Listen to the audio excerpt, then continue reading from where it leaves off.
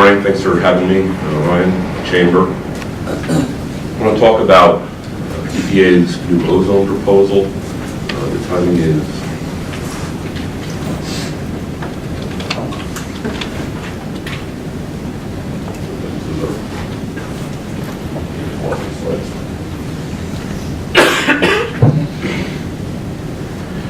timing is really good. EPA just put this proposal out right before Thanksgiving. And just for a momentary bit of context, make sure everybody knows what ozone is. We're not talking about ozone in the sky that protects from solar radiation. We're talking about ozone at the ground level, causes respiratory illness, that sort of thing.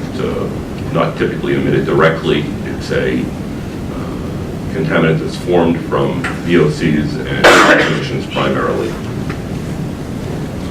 I'm also going to give a little context about my comments.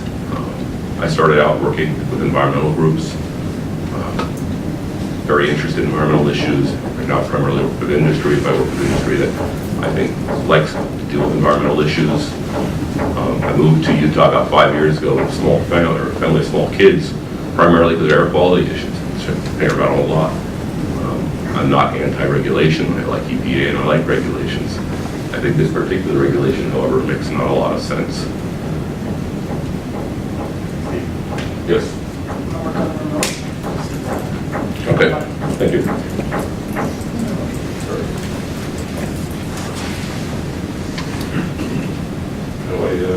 Sorry, everybody. No, I didn't grab you. Sorry, guys.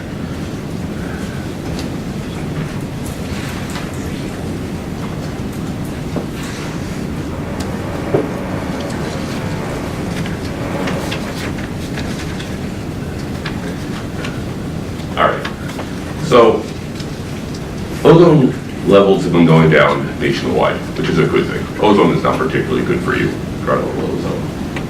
And it's been largely a function of the Clean Air Act and the amendments in 1990. And one of the amendments requires EPA to continuously set new national engine air quality standards and continue to ratchet them down.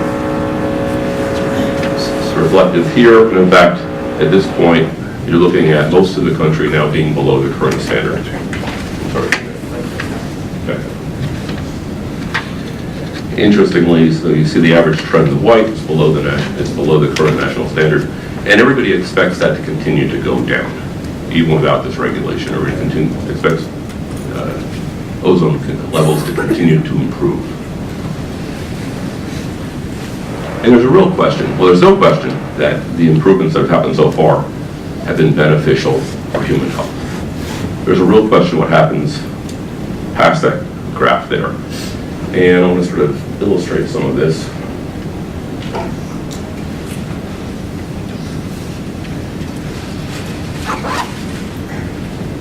This is a graph, effectively, that the Department of Transportation put out in the 50s and 60s to support lowering speed limits on highways. And they said there was a straight line correlation between speed limit and roadway deaths. The black is data that they had. What they didn't have is what's going to be in red here. And they were quite certain it was a straight line correlation, even though at zero speeds it actually created life on the highway. This is what people used to laugh about for a long time until recently EPA put out a soil standard that used the same exact graph in all seriousness.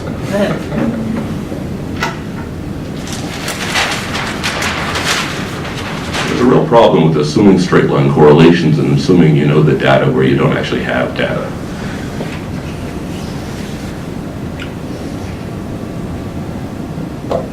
This is a graph of ozone levels versus fatalities that contribute to ozone levels.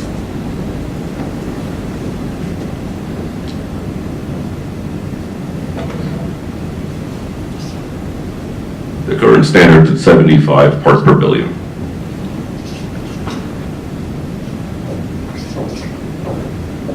They have good data at 70 parts per billion, which is one of the new standards they're considering. Good reason to believe that at 70 parts per billion, they're going to continue to have increased or decreased fatalities associated with ozone. Although interestingly, the EPA's estimate is that to go to 70 parts per billion will save about 100 lives nationwide annually.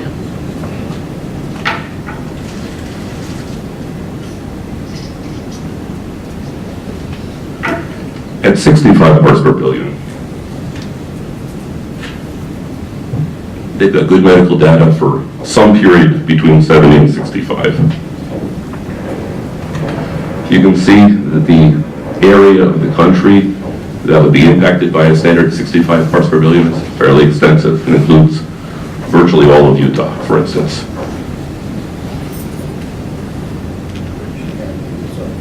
The estimated costs associated with this particular standard run on the order of about $250 billion per year.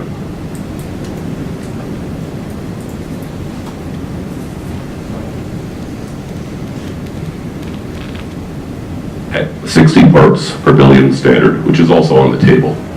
All of Utah is included, virtually all the country's included.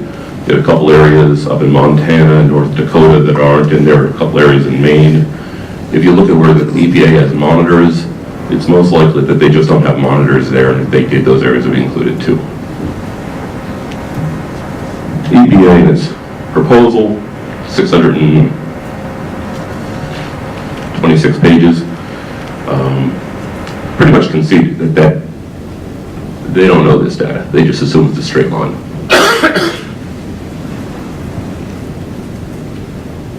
Incidentally, estimates for the cost of this particular standard are about $1 trillion a year, slightly more than a quarter of the federal budget.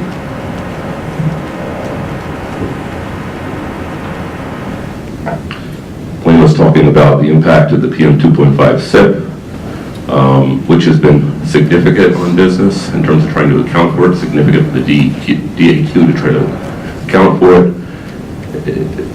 This would dwarf that.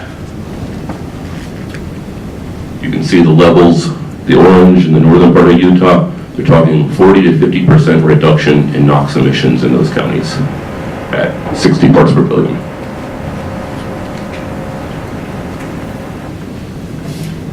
$55 parts per billion, you can see they even need reductions in North Dakota where they don't have monitors because they know that that's below background at this point. I don't have cost estimates for this. In Utah, northern part of the county, they're looking at 80 to 90% reductions in NOx.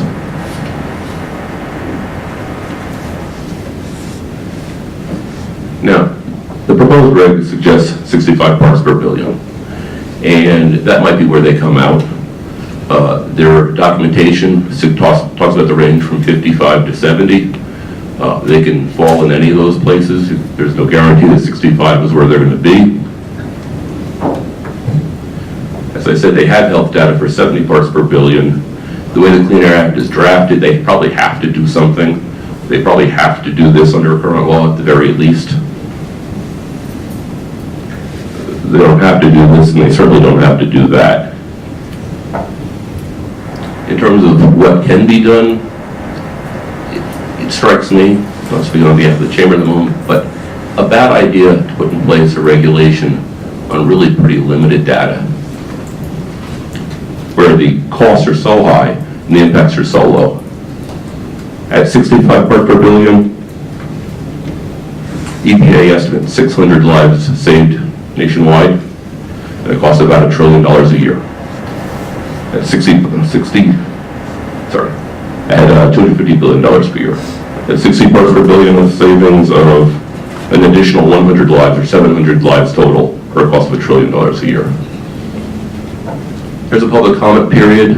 It ends at the end of February. It's probably worth commenting. I'm sure lots of folks will. I'm sure there'll be litigation. There's been litigation on this rule before. EPA has proposed it previously. It was withdrawn in 2011. The Obama administration thought it was just too damned expensive. It's worth, I think, understanding the rule, understanding the science, understanding the assumptions, commenting on it. I also frankly think that EPA, or Congress, talks about things like defunding the EPA. I don't think that's going to do any good. EPA is compelled to do this. If they don't do something like this, they're going to get sued and they're going to lose. Congress hasn't amended the Clean Air Act since 1990. This is the kind of thing that suggests that maybe it's about time that they do.